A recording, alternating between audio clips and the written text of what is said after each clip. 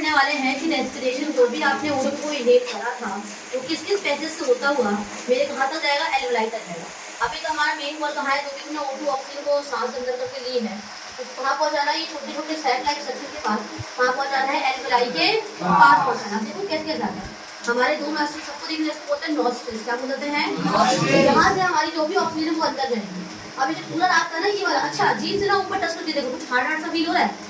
ये आपकी पैलेट है, क्या है ये पूरी पैलेट। तो ये जब मैंने पैलेट बना दी थी, तो नज़ाल कैविटी की बात आती है, पैलेट फिर आता है तो ये माउथ है ना, आँख करते हैं, तो पूरा एरिया देते हैं उसके ऊपर जो है वो पैलेट है, क्या है वो पूरा। और उस पैलेट के ऊपर मेरा क्या आता है, नज़ाल कैविटी आ जाता है। कभी कभी ऐसा होता है कि बच्चा अगर पैदा होता है तो किसी किसी बच्चे को ना दूध नहीं पिला पाते, क्यों, क्योंकि उसकी ना पैलेट में ना छेद होता है। कभी कभी हाँ पैदाइशी ना उसमें बोल रहे हैं, तो पता है वो सर्जरी करते हैं कुछ टाइम बाद, तब तक बच्चों को ना बहुत मतलब माँ का दूध पिलाने के लिए मना करती, बच्चा कर ही नहीं पाएगा। अगर वाले बच्चे ने दूध पिया भी तो वो कहाँ चला जाएगा, नाक में चला जाएगा, जिसके वजह से क्या हो सकती है, तो उसके नहीं मतलब नाक से ना पूरी एक पाइप जाती है जो उसके पेट में, मतलब उस तरीके से वो कर रही होती है। तो बच्चे के मुंह में या नाक से एक पाइप डाली जाती है जो बच्चा जिसकी वजह से दूध पीता है, उस पाइप में ना हल्का हल्का सा दूध डाल के पिलाया जाता है। और लिमिट होती है कि 1 घंटे में आपको 2 चम्मच 3 चम्मच इस तरह ही डालना बस। तो गॉड की अगर उससे तुम्हें सही पैलेट के साथ जन्म दिया तो बहुत बहुत बड़ी बात है, ठीक है। इधर देखो, तो ये पैलेट है जिसे आप जीभ से अगर टच करो तो बहुत हार्ड हार्ड सा फील होता है, वो पैलेट है, क्या है वो पैलेट। पैलेट के ऊपर है नज़ाल कैविटी और पैलेट के नीचे क्या है, ओरल कैविटी, ठीक है। अब उसके बाद मेरा की फेरिंग्स क्या है, मैंने बता रखा है बहुत बार, फिर से बता देती हूँ। अब ये देखो, ये एरिया यहाँ पे नज़ाल कैविटी मीट कर रहा है, और ये एरिया जहाँ पे ये ओरल कैविटी, जब पूरी ये क्या है, देखो यहाँ माउथ है ना, ये मैंने ब्लैक कलर की बना दी जानबूझकर ताकि आपको क्लियरली दिख सके। तो ये क्या है, यहाँ से माउथ से खाना खाता है, और फिर क्या स्टार्ट होगी, ये ईसोफेगस शुरू हो जाएगी। तो मतलब पता है, अगर इस तरीके से मैं समझाऊं कि कैसे होते हैं, तो मान लो ये आपका ईसोफेगस है और ये आपका ट्रैकिया है, इस तरीके से दोनों इस तरीके करेंगे, ज़्यादा गैपिंग नहीं होती इनके बीच में। तो ये आपका क्या है, फूड पाइप, मतलब फूड पाइप ले लो, और ये आपका विंड पाइप है। विंड पाइप हमेशा पीछे में होती है और फूड पाइप कहाँ होता है, आगे आगे में, इस तरीके से, और दोनों साथ में, ठीक है। और हाँ मान लो तुमने खाना खाया होगा, तो अब ये ट्रैकिया में ना चला जाए, इसके लिए यहाँ पे ना एक ढक्कन जैसा स्ट्रक्चर होता है, जिसको हम क्या बोल देते हैं, एपिग्लॉटिस बोल देते हैं। क्या बोल देते हैं, एपिग्लॉटिस। जानबूझ के नहीं बनाया क्योंकि मैं आप बनाने वाली थी। तो हमारे जो तुम खाना खाओगे, तुमने खाना खाया, वो यहाँ पे आके ना इस तरीके से ये रहा फ्लैप है, यूज कैसे ना देखो, ये देखिए आप, होता यही है, लेकिन जैसे तुम खाना खाओगे ना, ये जो ढक्कन है ना, ये ढक्कन ये इधर की तरफ फंस जाता है कुछ इस तरीके से। मैंने 2 मार्कर ले रखे हैं। ये मान लो आपका फूड पाइप के आगे वाला ये विंड पाइप है, तो यहाँ पे ना ये ढक्कन, जैसे आप खाना खाओगे ढक्कन है ऐसे इसकी तरफ ढक लेता है। मान लो अगर आपने खाना खाया तो ये तो इधर आ गया, अब खाना आराम से हो जाएगा। जब जब खाते हो ऐसे ऐसे हिलता रहता है, इसलिए एपिग्लॉटिस बोल देते हैं। क्या बोल देते हैं, एपिग्लॉटिस। खाने को फूड पाइप के अंदर जाने से प्रिवेंट करता है। उस फ्लैप लाइक, उस ढक्कन जैसे स्ट्रक्चर का नाम क्या है, एपिग्लॉटिस, जो कैसा है, कार्टिलेजियस है। कैसा है, कार्टिलेजियस। क्या होता है, कुछ ऐसे मसल्स जो बोन की प्रॉपर्टी भी शो करते हैं और मसल्स की भी करते हैं, उसे क्या बोलते हैं, कार्टिलेजियस। मतलब उनकी जो प्रॉपर्टी है लाई करती है, बोन ना ज्यादा हार्ड होंगे और ना ही ज्यादा। आपने कान को यहाँ टच करके देखो, ये वाला फिर ये वाला हिस्सा नीचे वाला जहाँ मोस्टली लड़कियां कान से खाती है, तो क्या ये वाला हिस्सा जो है क्या ये हार्ड है, तो ये पूरी तरह देखो, मतलब ये जो पूरे कान को बिल्कुल, तो यहाँ पे ना हाइलेन कार्टिलेज, क्या कार्टिलेज है, आगे नाक का ये वाला हिस्सा देखो, ये सेप्टम जहाँ से मेरा वो है, ये नहीं बीच वाला, ये बीच वाला, ये अरे ये, अरे भाई ये है, ये ठीक है, जहाँ से आपका ये दोनों नॉस्ट्रिल डिवाइडेड है, वो भी कौन सी कार्टिलेज है, हाइलेन कार्टिलेज। कौन सी कार्टिलेज है, हाइलेन कार्टिलेज। तो यहाँ पे एपिग्लॉटिस आ गया, मेरा खाना खा जाएगा, मान लो भी सॉरी खाना नहीं, अब जो भी ऑक्सीजन थी वो कहाँ रहेगी। अब ये लड़कों में तो ये प्रोटेटिकुलम ज्यादा अच्छे से दिखता है, उसे हम क्या बोल देते हैं, एडम सेप्टर, लैरिंक्स, या ज्यादातर वॉइस। लड़कों में ना ये ज्यादा उभरा हुआ रहता है, क्यों, कोई रीजन है इसका, हमारी आवाज भारी होती है। अरे भाई ये निकला वो क्यों होता है, लड़कियों में नहीं होता, हार्मोन की वजह से। मैंने ये नहीं पूछा कैसी आवाज निकालेगा, मैंने पूछा लड़कों में ये निकल क्यों जाता है, हार्मोन की वजह से। कौन से हार्मोन की वजह से, हाँ, तो लड़कों में मेल सेक्स हार्मोन निकलता है जिसका नाम है टेस्टोस्टेरोन, जिसकी वजह से ये प्रोटेक्टिव निकला हुआ दिखता है, और लड़कियों में टेस्टोस्टेरोन हार्मोन नहीं होते, इसीलिए उनमें ये निकला हुआ नहीं दिखता है, ठीक है। पर हाँ कुछ लोग ऐसे भी होते हैं जो मतलब ना तो मेल ना पूरी तरह फीमेल, वो मतलब बायसेक्सुअल, दोनों की थोड़े थोड़े कैरेक्टर आ जाते हैं। तो मेल वाला भी हार्मोन निकल रहा होता है और फीमेल वाला भी हो रहा होता है, जिन्हें हम ट्रांसजेंडर्स बोल देते हैं। ठीक है, उनमें थोड़ा होता है निकला। लैरिंक्स में आ गया। अब कहाँ जाएगा लैरिंक्स में? फिर मेरा कहाँ जाएगा ट्रैकिया। ट्रैकिया क्या है? Wind pipe. क्या है? Wind pipe. विंड पाइप में जाएगा। उसके बाद ये विंड पाइप, मैंने पेड़ का एग्जांपल देके बोला था ना, पेड़ की स्टेम जा रही है, फिर वो दो में डिवाइड हो रही है, तो जो गई ना मेन स्टेम, वो आपकी ट्रैकिया है। जब वो पहली बार टूटी तो वो ब्रोंकियोल से, क्या है वो? ब्रोंकियोल। जैसे ही वो टूटती है ना, वो लंग्स के अंदर एंटर कर जाती है। कहाँ कर जाती है? इसीलिए देखो मैं बोला सीक्वेंस की बात करूं तो नोज लिखा है, नोस्ट्रिल्स, फिर nasal cavity, pharynx, larynx, trachea. अब मैंने अपने लंग्स पहले लिखा है, क्यों? क्योंकि यहाँ पे मैंने दिखाया भले लंग्स अलग, पर लंग्स तो यहीं से स्टार्ट हो जाता है, क्योंकि लंग्स में जैसे ही टूटेगा ना, वैसे ही आपका लंग्स स्टार्ट हो जाता है। तो ब्रोंकियोल किसके अंदर आ रहा है? एक्चुअली किसके अंदर है? लंग्स के अंदर। इसीलिए पहले मैंने लंग्स लिखा है, ब्रोंकियोल्स नहीं लिखा। ठीक है, ये सारे आप देखो यहाँ गया। अभी आगे जाके ना और टूटा, पहली बार टूटा तो प्राइमरी, दूसरी बार टूटा तो सेकेंडरी, और तीसरी बार टूटा तो टर्शियरी या टर्शियरी है। मैंने 1 डिग्री 2 डिग्री 3 डिग्री लिखा है। तो 1 डिग्री का मतलब है प्राइमरी, 2 डिग्री का मतलब है सेकेंडरी, और 3 डिग्री का मतलब है टर्शियरी या टर्मिनल। 3 से ज्यादा नहीं घुसता है। ठीक है, उसके बाद आपका ये गोल गोल सा पाउच जैसा स्ट्रक्चर आता है, सेट लाइक स्ट्रक्चर आता है, जिसे हम क्या बोल देते हैं? एल। ये सारे ना मेरे कंडक्टिंग पार्ट थे। क्या थे मेरे सारे? ये कंडक्टिंग पार्ट। हम ना यहाँ से यहाँ तक पूरा क्या कहते हैं? कंडक्टिंग पार्ट है पूरा। बस यही जो है मेरा क्या है? रेस्पिरेटरी पार्ट है। क्या है पूरा ये? क्यों? क्योंकि यहीं पे रेस्पिरेशन एक्चुअल में टेक प्लेस अब करेगी। अब एल्वेलाई वाला ये देखा, छोटा सा एल्वेलाई। अब एक्चुअल में देखो ये एल्वेलाई ऐसा होता है, देखो इस तरीके से दिखता है। ठीक है, अभी जो एल्वेलाई है, आप देखो मैंने बोला एल्वेलाई भी तो एक सेल ही तो है। क्या है वो? एक सेल ही तो है, पर लंग्स का सेल है। हेपेटोसाइट्स बोल सकते हैं, फ्लूरोसाइट्स बोल सकते हो, क्योंकि देखो लिवर के सेल को बोल देते हैं हेपेटिक सेल, तो ऐसे ही हम लंग्स के सेल को क्या बोल देंगे? फ्लूरो वर्ड इस्तेमाल करते हैं। क्या करते हैं? तो ये एक तरीके का फ्लूरोसाइट है। क्या है ये? एक तरीके का साइट मतलब सेल, और फ्लूरो मतलब लंग्स का सेल, कह सकते हैं। कैसे? अब हर एक सेल के पास ब्लड कैपिलरी जाती है कि नहीं जाती? बताओ। हर एक सेल के पास एक कैपिलरी तो होगी, मैंने बता रखा है। अब मान लो ये लिवर है, यहाँ मैंने लिवर से ब्लड कैसे निकालना है, तो मान लो ना लिवर के हर एक सेल के पास कैपिलरी तो होगी। अब लिवर ने वेस्ट तो कुछ ना कुछ निकाला होगा, पर अभी मुझे लंग्स का पढ़ रहे हैं हम, तो वेस्ट में क्या जाएगा? ऑक्सीजन या कार्बन डाइऑक्साइड, और ऑक्सीजन तो सेल को चाहिए होता है, और CO2 एज अ वेस्ट निकलता है। तो मान लो इस लिवर के सेल्स ने CO2 एज अ वेस्ट निकाला। अब ये जो as a CO2 as a waste निकाला है, ये एल्वेलाई के पास जाएगा कि नहीं जाएगा? कोई भी कैपिलरी। अब एक एल्वेलाई तो है नहीं, क्योंकि एक लंग के अंदर 150 मिलियन ऑफ एल्वेलाई होते हैं, और इतनी ही कैपिलरी भी होगी। मतलब जितने सेल्स उतनी कैपिलरी। आगे जाके जो भी मेन आर्टरी आती है वो उतनी बार टूट जाती है, जितने सेल्स मिलेंगे या जितने आपके पास एल्वेलाई। ठीक है, अभी तक समझो। अब क्या होता है, जरा ध्यान से देखना। मान लो इसने एज अ वेस्ट क्या निकाला? CO2 निकाला। अब हुआ क्या होगा? CO2 क्या होगा? एक एल्वेलाई का सबसे क्या करना? CO2 एड्रेस कहाँ ले लिया? एल्वेलाई में। अब एल्वेलाई से वापस बाहर निकलेगा। अब यहाँ से देखो एल्वेलाई आ गया, टर्शियरी, फिर सेकेंडरी, फिर प्राइमरी, फिर ब्रोंकिया। देखो मैंने ऑक्सीजन को अंदर लिया होगा, तो नॉस्ट्रिल से आया, nasal कैविटी, फिर कहाँ गया होगा? फेरिंक्स, उसके बाद लैरिंक्स, फिर ट्रैकिया, फिर ब्रोंकियोल, फिर अल्टीमेटली कहाँ पहुंच गया? एल्वेलाई। अब एल्वेलाई पे क्या आ गया? O2 आ गया। आया कि नहीं आया? अभी O2 यहाँ पे आएगा, ये किसको देगा? ब्लड कैपिलरी को दे देगा। किसको दे देगा? ब्लड कैपिलरी से होता हुआ हर एक सेल के पास जाएगा, क्योंकि ब्लड कैपिलरी आगे जाके जुड़ता है आर्टरियोल्स में, और आर्टरियोल्स देखो मान लो ये एक ब्रांच है, ये टूटी बहुत सारे में, और ये आगे जाके जो एक मान लो ये टूटी ना, वो आगे जाके और 6-7 में टूटेगी। तो समझ जाओ ये आर्टरी है, ये जो फर्दर टूटी ये आर्टरियोल्स है, और जब जाके ये फर्दर और टूटेगी ना, उसको बोल देंगे कैपिलरी बोल देंगे। क्या बोल देंगे? अगर ये मेरी आर्टरी है जो मेरे हार्ट से ब्लड लेके आती है हर एक बॉडी पार्ट तक, अब मान लो ये दोबारा टूटे, अभी एक भी नहीं बहुत सारे में टूटी होगी, तो ये आर्टरियोल्स हो गई। क्या हो गई ये? अब ये आगे जाके ना और टूटेगी 6-7 में, ये क्या बन गई? कैपिलरी बन गई। वो स्केच वगैरह नहीं है, स्केच दिखा रही आर्टरी, आर्टरियोल्स और ये कैपिलरी। अब मुझे बताओ ये कैपिलरी जुड़ के क्या बनाएगी? आर्टरियोल बनाएगी, और वापस आके क्या बना लेगी? आर्टरी। यही होता है, आर्टरी टूटती है आर्टरियोल्स में, आर्टरियोल्स टूट रहा है कैपिलरी में। इतनी बात समझ आ गई? तो हर जगह यही हो रहा है, जब यहाँ पे बहुत सारी कैपिलरी आई होगी तो उसने मिलकर पहले क्या बनाया होगा? आर्टरियोल बनाया होगा, और इससे फिर जाके कंबाइन करके सारी आर्टरियोल क्या बना लेती है? एक आर्टरी बना लेती है। क्या बना लेती है? एक आर्टरी। इतनी बात क्लियर है? अब मान लो तुमने O2 आया था, इधर आएगा, यहाँ पे आ जाएगा, कहाँ जाएगा? ब्लड कैपिलरी के अंदर। अभी यहाँ से वापस जाएगा कैपिलरी, फिर आर्टरियोल, और फिर आर्टरी, और फिर जहाँ पे पहुँचाना है हर एक ऑर्गन के पास ऑक्सीजन चली जाएगी, हर एक ऑर्गन के हर एक सेल के पास पहुँच जाएगी। क्या इतनी बात क्लियर है? अब मैंने देखो यहाँ पे क्या बनाया है, मान लो ऐसे मान लो ये भी एल्वेलाई है, क्या है ये? अब यहाँ पे ना मैंने ब्लड कैपिलरी लगाई है, क्या लगाई है? ऐसी होती, पता है इस तरीके से राउंड नहीं होती। अगर आप एक बॉल लो और एक धागा लो, उसको पूरा ऐसे ऐसे लपेट दो तो ब्लड कैपिलरी इस तरीके से राउंड होती है। और मैं यहाँ पॉसिबल 3D बनाना पॉसिबल नहीं है, इसलिए मैं समझाने के लिए ऐसे करके दिखाती हूँ। पता है कैसे होता है?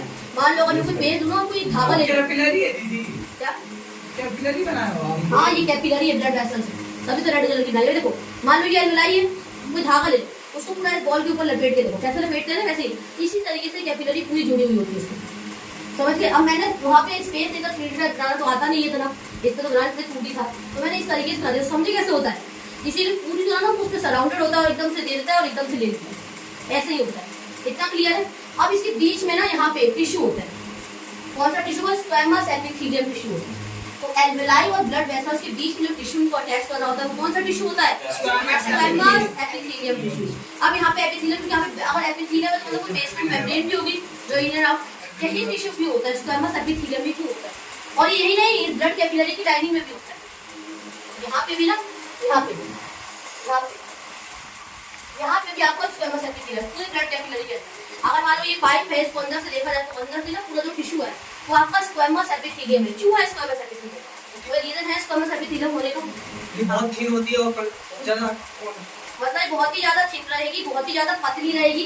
पहला बोला क्या मैंने बोला? थिन रहेगी और हाईली परमिएबल है। किसके लिए? एक्सचेंज ऑफ गैसेस के लिए। कौन सी गैसेस के लिए? इतनी बात समझ आ गई? तो स्क्वैमस एपिथेलियम यहाँ पे और जो ब्लड यहाँ ब्लड के पास है, इसके पीछे का बस एक ही कारण है, ये हाईली परमिएबल है ऑक्सीजन और CO2 के एक्सचेंज के लिए। तो क्या आपको इतना समझ आ गया कैसे कैसे ऑक्सीजन अंदर जाती है, एल्वेलाई तक कैसे जाती है, फिर ब्लड कैपिलरी तक कैसे आएगी और फिर हर एक सेल तक कैसे पहुंचती है? सबको क्लियर हो गया? तो पहले कहाँ जाएगी? नॉस्ट्रल्स में, उसके बाद कहाँ जाएगी? नसाल कैविटी, फिर उसके बाद नहीं हाँ, फिर ट्रैकिया, फिर ब्रोंकियोल, सेकेंडरी ब्रोंकियोल, टर्शियरी या टर्मिनल ब्रोंकियोल, फिर आएगा आपका एल्वेलाई। अब एल्वेलाई में अगर ऑक्सीजन आ गया है तो किसको देगा? ब्लड कैपिलरी को दे देगा, ठीक है? अब उनके बीच में कौन सा टिश्यू होता है? Squamous epithelium. ब्लड कैपिलरी की लाइनिंग में भी कौन सा टिश्यू रहेगा? स्क्वैमस। क्यों? क्योंकि ये बहुत ही ज्यादा थिन होता है और हाईली परमिएबल होता है exchange of gases like oxygen and carbon dioxide, which gas is inhaled by the humans, and which gas is exhaled by the human being, which gas is exhaled by the plants, और नहीं, exhaled by the plants, और which gas is inhaled by the plants, ठीक है? अगला देखो मैंने क्या बोला, यहाँ से कैपिलरी से हर एक सेल तक चला जाएगा ऑक्सीजन, और वही जो कैपिलरी आर्टरियोल और आर्टरी बना रही थी आगे जाके वही CO2 का वेस्ट लाएगी हर एक सेल तक। मान लो ये लिवर है, इसने एज वेस्ट CO2 निकाला, अब ये कैपिलरी से होता हुआ कहाँ निकल जाएगा? एल्वेलाई तक। एल्वेलाई बाकी वापस नॉस्ट्रल से यहाँ से नाक से बाहर निकाल देगी। तो मेरे ख्याल से इतना क्लियर हो गया सबको क्लियर है? अब यहाँ थोड़ी सी मैं बातें लिख के देख लो। एल्वेलाई सैक्लेक्स में थैले जैसा है, थोड़ी थैले जैसा गोल है। कोई पन्नी देखी है कभी? जब कोई पन्नी भर जाती है तो वो नीचे से ऐसी बनाती है कि नहीं बनाती है? अभी किसी पन्नी को पूरा भर के देखना, जो मार्केट में पॉलिथीन बैन है, आप करके देखना ऐसे करके, तो क्या बनाती है वो थैले जैसे, और यहाँ से हल्का सा निकल रहा होता है। तो जो हल्का सा निकला है ना बेटा, ये समझो इसके साथ ही जुड़ा पड़ा है, ये वाला ये हल्का सा जुड़ा नहीं रहा है ऐसे ऐसे करके, और फिर तो ये ऐसे आ रहा है, तो ये देखने में ऐसा नहीं लगेगा। देखो यहाँ से मान लो ये तुम्हारा टर्मिनल ब्रोंकियोल है और यहीं से मेरा एल्वेलाई गोल जैसा होता है, तो क्या ये देखने में वैसा नहीं लगेगा? लगेगा ना? तो इतनी बातें क्लियर, सबको क्लियर? हमने डाइजेशन पढ़ लिया है, अब हम पढ़ने वाले हैं रेस्पिरेशन के बारे में। क्या पढ़ने वाले हैं? रेस्पिरेशन। तो देखो हमारी बॉडी के अंदर जितने भी प्रोसेसेस होते हैं, चाहे मैंने डाइजेशन करी है, चाहे मैंने रेस्पिरेशन करी है, चाहे मैं एक्सक्रीशन करूंगी, चाहे मेरी बॉडी के अंदर सर्कुलेशन होगा, हर एक प्रोसेस का एक ही चीज के लिए होती है। किसके लिए? एनर्जी गेन करने के लिए। क्या करने के लिए? एनर्जी। हमारी जो बॉडी है ना बहुत ही ज्यादा मतलब है, तो वो कोई भी तुम्हारे काम कर रही है, अगर उसमें कुछ भी कर रही है तो उसका फायदा है, उसे खाने को मिल जा रही है चीजें। मान लो अगर एक रिस्पेक्ट से देखा जाए, ह्यूमन नेचर देखा जाए, तो हम किसके लिए, कोई हमारे लिए कुछ करता है तभी तो हम उसके लिए कुछ करते हैं, मतलब बिना फायदे के तो कोई कुछ नहीं करता। तो बॉडी हमें उसके बदले में क्या दे रही होती है? एनर्जी दे रही होती है। मान लो अगर उसने तुम्हारा डाइजेशन करा है तो उसके बदले में तुम्हें क्या मिलेगी? एनर्जी। तो अभी हमने डाइजेशन प्रोसेस पूरा पढ़ लिया है, तो मैंने क्या लिखा है, हमारे बॉडी के अंदर अगर कोई भी प्रोसेस रन की जा रही है किसके लिए करी जाएगी? एनर्जी के लिए। एनर्जी के लिए। किसके लिए करी जाएगी? आपने देखा था जब डाइजेशन हुआ था तो हमारा जब एब्जॉर्प्शन हो रहा था, उसका जब एसिमिलेशन प्रोसेस हुआ था तो हमें क्या मिला था? एनर्जी मिली थी। क्यों मिली थी? बहुत सारे लाइफ प्रोसेस करने के लिए। वो लाइफ प्रोसेस क्या थी? डाइजेशन था, रेस्पिरेशन हो सकता है, एक्सक्रीशन हो सकता है और सर्कुलेशन हो सकता है। सर्कुलेशन क्या है? ब्लड का इधर से उधर जाना, हर एक सेल के पास जाना और क्या दे देना? जो भी मेरे सेल को नीड है, ऑक्सीजन की नीड है तो ऑक्सीजन दे देगा। CO2 अगर ऐसा वेस्ट निकला तो मान लो अगर ये सेल है और अगर ये ब्लड वेसल्स है, मान लो अगर ये सेल है और अगर ये ब्लड वेसल है तो अगर इस सेल ने एज अ वेस्ट CO2 निकाला है तो वो इस ब्लड वेसल को CO2 दे देगा। ठीक है, अब मान लो जो भी ये सेल है ये ब्लड वेसल से O2 लेकर आ रहा है तो ये अपना O2 किसको दे देगा? इस ब्लड वेसल्स को दे देगा। ठीक है, तो हमने टॉपिक स्टार्ट करने जा रहे हैं रेस्पिरेशन। क्या करने जा रहे हैं? रेस्पिरेशन। हम पता है ब्रीदिंग और रेस्पिरेशन को ना बहुत ही फ्रीक्वेंटली कुछ भी बोल देते हैं पर इसके में ना डिफरेंस और बहुत ही मेजर डिफरेंस है। हम बोलते हैं ना ब्रीदिंग और रेस्पिरेशन फ्रीक्वेंटली कभी भी इस्तेमाल कर देते हैं पर ऐसा नहीं होता है। दोनों का ना तो मतलब सेम होता है और ना ही तो ये वर्किंग में सेम है। अगर प्रोसेस की बात करो तो दोनों ही एक दूसरे से बहुत ही कॉन्ट्राडिक्ट है, बहुत ही ज्यादा क्या है, ये अलग है एक दूसरे से। कैसे अलग है बताते हैं। हम कौन सी गैस अंदर लेते हैं ऑक्सीजन। और कौन सी गैस बाहर निकालते हैं? CO2। तो ऑक्सीजन का अंदर लेना कहलाता है इनहलेशन। क्या कहते हैं उसे हम? इनहेलेशन। और कार्बन डाइऑक्साइड का बाहर निकालना क्या कहलाता है? एक्सहेलेशन। एक्सहेलेशन। क्या कहलाता है? ठीक है, तो ब्रीदिंग कुछ नहीं है, बस ऑक्सीजन को अंदर लेना और CO2 को बाहर छोड़ देना। देखो मैंने ऑक्सीजन अंदर ली, CO2 बाहर छोड़ दी, तो मैंने अभी सिर्फ ब्रीदिंग करी है। क्या करी है? अब ऑक्सीजन तुम्हारे नॉस्ट्रिल से अंदर जाने का, तब नॉस्ट्रिल क्या होता है? जो ये नाक के दो छेद दिख रहे हैं, होल से दिख रहे हैं, इसको हम बोलते हैं नॉस्ट्रिल्स। क्या बोल देते हैं? तो अब ये जो ऑक्सीजन है मेरे नाक के अंदर जाने के बाद इसके साथ कहाँ कहाँ ये जाता है और किस तरीके से ये एनर्जी बनाएगा? क्या बनाएगा? मतलब मान लो एक एग्जाम्पल समझो, लड़कों में बहुत लड़ाई होती है, स्कूल में होती है कि नहीं होती है? कहते भाई यहाँ लड़ाई होगी, वहाँ जाना है, तो बोलता है कि तुम इस जगह पे आ जाइयो, बोलते ही नहीं बोलते इस जगह पे आ जाइयो। वो लड़के को बोलता है उसको अकेले आना है, तो भले 10 लोग जाएंगे लेकिन वो उस किले के अंदर अकेला जाता है। तो मतलब मान लो जो ऑक्सीजन है वो अकेला गया उस किले के अंदर, अब उसके बाद उसके साथ क्या होगा क्या नहीं होगा कोई नहीं जानता। तो ऑक्सीजन अंदर तो चला गया मेरे नॉस्ट्रिल से, उसके बाद अंदर जाने के बाद वो एनर्जी कैसे बनाएगा वो कहलाता है रेस्पिरेशन। तो मान लो O2 नॉस्ट्रिल से गया, फिर नजाल पैसेज को फॉलो करके लंग्स के पास गया, फिर एल्वेलाई के पास गया। वो एल्वेलाई क्या होता है? वो जो सैक लाइक स्ट्रक्चर होता है ना, छोटे छोटे जो मिलियंस है मेरे एक लंग्स के अंदर, उसे एल्वेलाई बोल देते हैं, जो एक्सचेंज ऑफ गैसेस कराता है। फिर कहाँ जाएगा? अब एल्वेलाई के पास ब्लड वेसल्स भी होंगी, वहां से वो हर एक सेल के पास पहुंच जाएगा। तो ब्रीदिंग क्या है? ऑक्सीजन को अंदर लेना और CO2 को बाहर छोड़ देना। और रेस्पिरेशन क्या है? ऑक्सीजन का अंदर जाने के बाद किस तरीके से वो हर एक सेल के पास पहुंचा है एनर्जी देने के लिए या एनर्जी बनाने के लिए। क्योंकि जो तुम ग्लूकोज खाते हो ना, मान लो तुमने रोटी खाई है, चावल खाई, उसके अंदर ग्लूकोज है, उसका टूटना तो जरूरी है ना, वो टूटता ऑक्सीजन की प्रेजेंस में ही। कब टूटेगा वो? जब तुम्हारे सेल के पास क्या रहेगा? ऑक्सीजन रहेगा। और ऑक्सीजन कहाँ से कहाँ जा रहा है? जो तुमने इनहेल करी है, ऑक्सीजन इनहेलेशन प्रोसेस करा है जिसमें ऑक्सीजन अंदर गया है, उसमें हमें क्या मिलता है? ब्लड से होते हुए हर एक सेल के पास ऑक्सीजन क्या करता है? चला जाता है। और उसी वक्त सेल ने CO2 वेस्ट निकाला होता है जो मेरे वो ब्लड वेसल को दे देता है और फिर सेम एल्वेलाई के पास आता है, एल्वेलाई को CO2 देता है और फिर CO2 को बाहर निकाल देते हैं। ये प्रोसेस का पहली पॉइंट समझ आ गया। तो अब थोड़ा सा दिमाग लगाओ, क्या ब्रीदिंग में एनर्जी की रिक्वायर्ड प्रोड्यूस होगा? नहीं, ना तो रिक्वायरमेंट होगी ना ही प्रोडक्शन। हाँ, एनर्जी की रिक्वायरमेंट हो सकती है लेकिन प्रोडक्शन तो नहीं हो रही एनर्जी की। लेकिन रेस्पिरेशन में एनर्जी प्रोड्यूस होता है। किसकी फॉर्म में प्रोड्यूस होता है? ATP की फुल फॉर्म क्या है?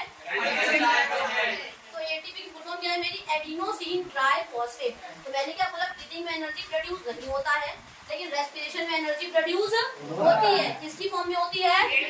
ATP की फुल फॉर्म क्या है? Adenosine triphosphate. इतना क्लियर है? अगला देखो, ब्रीदिंग के लिए हमारा कोई पर्टिकुलरली बस ऑर्गन इन्वॉल्व होता है क्या? इसमें कोई एंजाइम की मदद लगी क्या? आपके ऑक्सीजन अंदर जाने के लिए और CO2 को बाहर निकालने के लिए मेन काम तो नॉस्ट्रिल्स का था। वो लंग्स से होते हुए आया, फिर तुम्हारे ट्रैकिया में आया, फिर फेरिंग्स के पास आया, फिर नजाल कैविटी के पास आया, फिर नॉस्ट्रिल से बाहर निकल गया। तो क्या कोई भी एंजाइम की रिक्वायरमेंट लगी ब्रीदिंग में? लेकिन रेस्पिरेशन में तो लगेगी, एंजाइम की लगेगी। तो मतलब कि ब्रीदिंग में एंजाइम की रिक्वायरमेंट नहीं होती और रेस्पिरेशन में एंजाइम की रिक्वायरमेंट होती है। वही बहुत सारे एंजाइम की होती है। अब एंजाइम क्या होता है कोई बताएगा? एंजाइम क्या होता है? प्रोसेस करने में हेल्प करती है। बोल ना, क्या होता है बोल। अच्छा मैं बोलिएगा बोलो जो से। मैं तो कुछ नहीं है वैसे ना। हाँ तेज है अरे वो एंजाइम वो केमिकल आगे आ जाओ बोला तो। नहीं मैंने हाँ बोलो। एंजाइम और केमिकल सब्सटेंस होता है ना जो किसी प्रोसेस में बात करता है जिसको कैटलिस्ट बोलते हैं। हाँ बस यही। और क्या बताऊं? ठीक बताया रिलैक्स सुनो। एंजाइम क्या होता है? एक ऐसा केमिकल सब्सटेंस कह सकते हो या कोई भी ऐसा केमिकल प्रोडक्ट कुछ भी कह लो जो मेरे किसी भी केमिकल रिएक्शन को फास्ट करा देता है। क्या करता है? खुद का यूटिलाइजेशन नहीं कराता, खुद इन्वॉल्व हुए बिना मेरे रिएक्शन को कैसा कर देगा? फास्ट कर देगा। कैसा कर देगा? तो उसे हम बोल देते हैं एंजाइम। क्या बोल देते हैं? बायोलॉजी में एंजाइम और केमिस्ट्री में कैटलिस्ट बोल। बायोलॉजी में हम क्या टर्म इस्तेमाल करते हैं ज्यादातर? एंजाइम। और केमिस्ट्री में वही क्या बन जाता है? कैटलिस्ट। पर दोनों का काम क्या है? सेम है। सपोज करो तुम्हारे घर में मौसी आई तुम्हारी, तो वो मम्मी की मदद करा रही खाना बनाने में, तो उन्होंने सिर्फ हेल्प कराई जिससे खाना क्या बन गया? जल्दी। क्या मौसी खुद इस्तेमाल कोई खाना बनाने में? क्या मौसी ने अपने हाथ दान कर दिए खाना बनाने के लिए? या खुद को काट के बोला कि चलो आज मेरे से ही खाना बना लो? ऐसा तो नहीं हुआ था ना। मतलब मौसी की वजह से क्या हुआ? तुम्हारे घर में खाना जल्दी से बन गया, लेकिन मौसी ने खुद को अपने आप में योगदान नहीं दे दिया। ठीक है, अब अगला देखो। ये समझ आ गया? मैंने यहाँ लिखा है टेक प्लेस इन ब्रीथिंग। कौन से ऑर्गन में? तो सुना माउथ कहूँ थी, माउथ से तो होता ही नहीं है। कभी कभी जब हमारे नाकों में कोई दिक्कत हो जाती है तो हम किससे सांस ले रहे होते हैं? मुंह से। तो माउथ भी इन्वॉल्व होता है, पर कभी कभी होता है। अब एक क्वेश्चन आता है कि हमें हमेशा नाक से सांस लेना चाहिए, मुंह से सांस नहीं लेना चाहिए। क्यों? कोई बताएगा? हाँ बोलो। क्योंकि जो हेयर लाइन स्ट्रक्चर होते हैं वो हम साफ कर देते हैं। वो कहाँ प्रेजेंट होता है? वो नोज। तो हमारे नोज के अंदर एक हेयर लाइन स्ट्रक्चर प्रेजेंट होता है, जिसको नोज हेयर कह देते हैं। वो हमारे नोज के अंदर प्रेजेंट होता है। और मान लो तुमने हवा इनहेल करी भी है ना, ऑक्सीजन को इनहेल करा भी है, तो हम मान लो कोई 10 पार्टिकल आ गया, तो वही की वही उस 10 पार्टिकल क्या करता है? रोक देता है। और माउथ के अंदर क्या कोई हेयर दिखता है क्या किसी को? नहीं है ना, तो उसको नहीं रोक सकता। इसीलिए ये बहुत बेकार आदत है कि हमें मुंह से सांस नहीं लेना चाहिए। इसमें क्या होगा? कहाँ पे अगर करता है? सेल्स के अंदर। कहाँ पे? और सेल, और पहले सेल के अंदर आएगा, फिर सेल में भी सेल ऑर्गेनेल के अंदर जाता है। सेल के अंदर जैसे हमारे अंदर ऑर्गन है, किडनी है, लंग्स है, ये सारे, तो ऐसे ही सेल के भी ऑर्गन समझो। पर हमारे ऑर्गन को ऑर्गन बोल देते हैं और सेल के अंदर के ऑर्गन क्या बोल देते हैं? ऑर्गेनेल्स बोल देते हैं। क्या बोल देते हैं? ठीक है, तो भी ऑर्गन जैसे कि माइटोकॉन्ड्रिया। माइटोकॉन्ड्रिया कुछ इस तरीके का दिखता है, मैंने छोटा सा। अब माइटोकॉन्ड्रिया को हम क्या बोलते हैं? पावर ऑफ द सेल या energy producing of the cell, producer of the cell. मतलब ये क्या बनाएगा? एनर्जी। पर किसकी चाहिए? क्या चाहिए इसको एनर्जी बनाने के लिए? ऑक्सीजन चाहिए। और ऑक्सीजन कब मिलेगी? जब इनहेलेशन प्रोसेस करेंगे। इतना क्लियर? अगला देखो, इसको बोलते हैं एक्स्ट्रा सेलुलर प्रोसेस। डाइजेशन को क्या बोल देते हैं? एक्स्ट्रा और इंट्रा सेलुलर क्या है? एक्स्ट्रा, एक्स वर्ड का मतलब होता है बाहर। जो आपको ये EX वर्ड दिख रहा है, कहीं भी अगर EX वर्ड दिख जाए, इसका मतलब है आउट या बाहर, या किसी चीज को बाहर निकाल। यहाँ लिखा है एक्स्ट्रा सेलुलर। सेलुलर मतलब सेल, मतलब सेल के बाहर हो रही है प्रोसेस। बिल्कुल सही बात है। क्या ब्रीदिंग सेल के बाहर हो रही है कि नहीं हो रही है? हो रही है ना। लेकिन जो रेस्पिरेशन है वो सेल के अंदर, किसके अंदर होती है? माइटोकॉन्ड्रिया के अंदर होती है। मतलब ये इंट्रासेलुलर है और ये कैसा प्रोसेस है? मैकेनिकल प्रोसेस है या फिजिकल प्रोसेस कह सकते हो। क्यों? क्योंकि लंग्स में हवा गई, बस लंग्स से बाहर निकाल दिया, कोई एंजाइम का वो तो लगा ही नहीं। जैसे तीख हमारे क्या कर रहा था? छोटे छोटे मैकेनिकल या फिजिकल डाइजेशन कर रहा था। ऐसे ही हमारी ब्रीदिंग भी कैसा प्रोसेस है? एक मैकेनिकल प्रोसेस है या फिजिकल प्रोसेस है। पर जो आपका रेस्पिरेशन है वो कैसा प्रोसेस है? केमिकल प्रोसेस है। कैसा प्रोसेस है? क्यों? क्योंकि इसमें मेरे केमिकल्स इन्वॉल्व होंगे। तो मुझे कैसे केमिकल? तो जो भी आपने खाना खाया है वो केमिकल ही तो है एक तरीके से। ग्लूकोज अगर वो भी खाओगे तो एंजाइम डलेगा, बहुत सारे जूसेस जाएंगे। अब मान लो ऑक्सीजन होगी तो ऑक्सीजन में तो जूसेस नहीं डल रहा, पर ऑक्सीजन खाने के कांटेक्ट में तो आएगा। जो भी आपने खाना खाया है सेल के अंदर गया है, उसे डाइजेस्ट नहीं करना, तो केमिकल तो डालना पड़ेगा ना, और ऑक्सीजन भी जाएगा। तो मतलब क्या हो गया? केमिकल प्रोसेस एक तरीके से। ठीक है, वाले हैं कि जो भी हमने प्रॉब्लम पढ़ने वाले हैं, जो भी हमने ऑक्सीजन को इनहेल करा है, वो कौन कौन से पैसेज से होते हुए और हमारे कहाँ तक पहुंचना है? सर अल्टीमेट गोल क्या है? सेल तक पहुंचना। क्यों? क्योंकि सेल के पास जाएगा, माइटोकॉन्ड्रिया के पास जाएगा, तभी मेरी एनर्जी प्रोड्यूस होगा। क्योंकि मेरा मेन अल्टीमेट गोल क्या था? एनर्जी को प्रोड्यूस करना। क्लियर है? तो अब देखो, जो ये दो होल्स होते हैं हमारे नाक को, हम क्या बोलते हैं? नॉस्ट्रिल। क्या बोल देते हैं? नॉस्ट्रिल। पहले हमारी एयर जो भी तुमने ऑक्सीजन लिया किससे छूट जाएगी? नॉस्ट्रिल। अब वहाँ पे ना नोज हेयर्स होते हैं। जो अगर मान लो कोई 10 पार्टिकल आ भी गया है तो उसे वहीं के वहीं क्या कर देगा? रोक देता है, ताकि मेरे अंदर आने कोई भी डिजीज वगैरह कोई वो ना। और मान लो हमें स्नीजिंग हो जाती है, देखा कोई रिफ्लेक्स एक्शन, इससे मतलब छींक आ जाती है। तो अभी आप बहुत ज्यादा डस्ट या स्टॉर्मी एरिया में जाओ जहाँ पे बहुत ज्यादा धूल उड़ रही है, तो वहाँ पे जैसे अगर आपको छींक आ जाती है, आती है कि नहीं आती है? क्यों आती है? मतलब कि हमें एक रिफ्लेक्स एक्शन वाला सिग्नल मिल रहा है कि हमारे नाक के अंदर कोई 10 पार्टिकल आया है या कोई इन्फेक्शन आ रहा है, जो तुरंत क्या करते हैं? छींका जाएगी, वो तुरंत क्या करता है? बाहर से, जब नोज हेयर से टॉलरेट के बाहर हो जाता है तो हमें क्या आ जाती है, छींक आ जाती है। क्या आ जाती है, जिसे हम इंग्लिश में स्नीजिंग या स्नीज करना कहते हैं। ठीक है, उसके बाद मेरी गैस कहाँ जाएगी, नासाल कैविटी में। ऑक्सीजन अंदर आया, नोज हेयर को जो करना था उसने कर दिया। उसके बाद कहाँ गया, नासाल कैविटी में। फिर कहाँ जाएगा, फेरिंक्स में। उसके बाद सीधा कहाँ पहुंच जाएगा, ट्रैकिया के पास। कहाँ पे, ट्रैकिया, जिसका दूसरा नाम क्या है, विंड पाइप। जिसको हम दूसरा नाम क्या कह देते हैं, विंड पाइप। उसके बाद जैसे मान लो अगर आपके लिए ट्रैकिया आ रहा है, उसका जी 2 में डिवाइड होगा। जैसे आपने पेड़ को देखा है, पेड़ को ना ऐसे उल्टा हुआ, जैसे मान पेड़ ऐसा है ना, पेड़ को अब ऐसे उल्टा कर दो। वो भी एक बड़ा सा पेड़ होता है, ऐसे टूटता है ना ब्रांचेस में, उस पेड़ को जरा उल्टा कर दो। पेड़ को जो स्टेम होगा वो आपका हो गया ट्रैकिया, और जो भी जाके वो आगे ब्रांचेस में टूटा है वो आपका हो गया ब्रोंकियोल्स। क्या हो गया, ब्रोंकियोल्स। अब जो आपके ब्रोंकियोल्स कहाँ पे एंटर करते हैं, लंग्स के अंदर एंटर कर जाते हैं। कहाँ कर जाते हैं, लंग्स के अंदर। तो जो आपको ब्रोंकी कर जाएगा, लंग्स के अंदर कर जाएगा। तो जैसे ही वो आपका लंग्स के अंदर एंटर करेगा, आपको ना, अब मैंने देखा है पेड़ के अंदर फर्दर ब्रांचेस होती है कि नहीं होती है, होती है ना। तो पेड़ के अंदर वो फर्दर ब्रांचेस आगे जाके आती है ब्रोंकाई। टर्मिनल ब्रोंकिया मतलब पहले प्राइमरी ब्रोंकिया है, पहली बार टूटा तो प्राइमरी, दूसरी बार टूटा तो, और तीसरी बार टूटा तो टर्शियरी। पेड़ का एग्जांपल सबसे बेस्ट है ट्रैकिया को समझने के लिए, ब्रोंकाई और ब्रोंकियोल्स को समझने के लिए। अब वो जो छोटा टर्मिनल जो एंड वाला जो ब्रोंकियोल रहेगा ना, वहां पे ना मालूम कोई फल जैसे, अब पेड़ पे फल हुए रहते हैं तो उसको आप एल्गोलाई समझते, और वो एल्गोलाई एक लंग्स के अंदर मिलियंस ऑफ एल्गोलाई रहते हैं। अगर मैं तीनों को मिला दूं तो सिर्फ एक लंग्स के अंदर अप्रॉक्स 1.5 मिलियन एल्गोलाई है। कितने हैं, 1.5 मिलियन। तो दोनों को मिला कितने मिलियन हो गए, 3 मिलियन के आसपास एल्गोलाई है। और ये सारे क्या कर रहे हैं, मेरे एक्सचेंज ऑफ गैसेस में हेल्प करते हैं। ठीक है, अब मेरे 2 तरीके की रेस्पिरेशन होती है, एरोबिक और एनारोबिक रेस्पिरेशन। एरोबिक रेस्पिरेशन क्या होती है, जब मैं ऑक्सीजन रेस्पिरेशन तो करूंगी, रेस्पिरेशन करनी याद रखना, एनर्जी बनानी है, तो एनर्जी तो बनेगी लेकिन ऑक्सीजन के प्रेजेंस में कमी है। हम ह्यूमन बींग्स कैसी रेस्पिरेशन करते हैं, एरोबिक। हमारे अंदर एनर्जी तभी बनती है जब हम सांस मतलब ऑक्सीजन को अंदर लेते हैं, और जो भी मैंने खाना खाया वो क्या करेगा, उसमें एनर्जी मतलब वो ऐड होगा और वो डाइजेस्ट करके क्या कर देगा, एनर्जी को बना देगा। लेकिन एरोबिक रेस्पिरेशन क्या होती है, इसमें ऑक्सीजन की डिमांड नहीं रहती है। ठीक है, ये कहाँ होता है, साइटोप्लाज्म और माइटोकॉन्ड्रिया के अंदर। अब इसको आगे डिटेल में करेंगे।